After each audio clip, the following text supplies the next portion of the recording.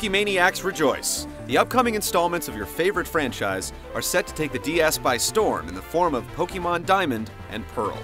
As is typical for the franchise, these two new outings stay very close to the formula laid down by prior games in the series. Once again, you play as a young Pokemon trainer who traverses countrysides, caves, cities, and even oceans, collecting pocket monsters, or Pokemon as they're better known. The overall objective is to battle other trainers in an effort to become the best in the Sinnoh region, a brand new land for the series.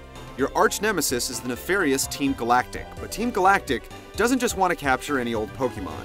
They're after two in particular that will give them the ability to shift time and distort space. So the race is on. There are still the 5 basic different types of Pokemon to collect: grass, water, fire, ice, and electric, with modifiers like flying or steel types.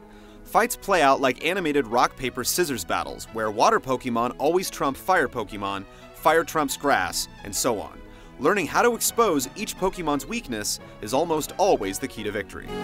At the outset, you're asked to choose whether you want your character to be male or female before setting off to catch them all. There are 107 all-new Pokemon to collect, as well as 25 fan favorites from past games in the series. You can also plug in any of the Game Boy Advance Pokemon games into the slot on the DS and import any of those critters as well. Also making a return from Pokemon Gold and Silver is the Day and Night Cycle and Day of the Week, which can affect which Pokemon types you'll likely run into in the wild. The game actually keeps track of time via the DS's internal clock, so if it's 6 o'clock and the sun is setting outside, the sun will be setting in the game as well. Once in a while, when you arrive in a new town or city, you may find that there's a Pokemon gym in town, where the gym leader must be defeated.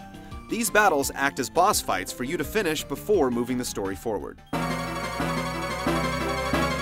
While walking around, you'll be attacked either at random by wild Pokemon, which you can capture with Pokeballs, or by other trainers looking for a challenge. The gameplay hasn't changed all that much, allowing you to choose from your stable of adorable killers before each fight. Once the fight is on, you can choose from your Pokemon's abilities like attacking, stunning your enemies, weakening your enemy to a particular attack, using healing items, or swapping out Pokemon on the fly. Both games take full advantage of the DS's Wi-Fi abilities, allowing you to challenge other Pokemon trainers with copies of the game across the internet, or just to trade your Pokemon from your version with someone else who has the opposite version to help you complete your collection.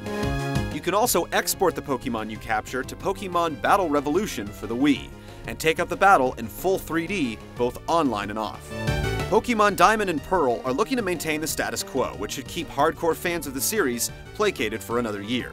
There aren't a lot of tweaks to the formula, but with a brand new land to explore and plenty of ways to transfer, trade, and upgrade Pokemon, it should have plenty of staying power. Look for our full review when the game hits stores this spring.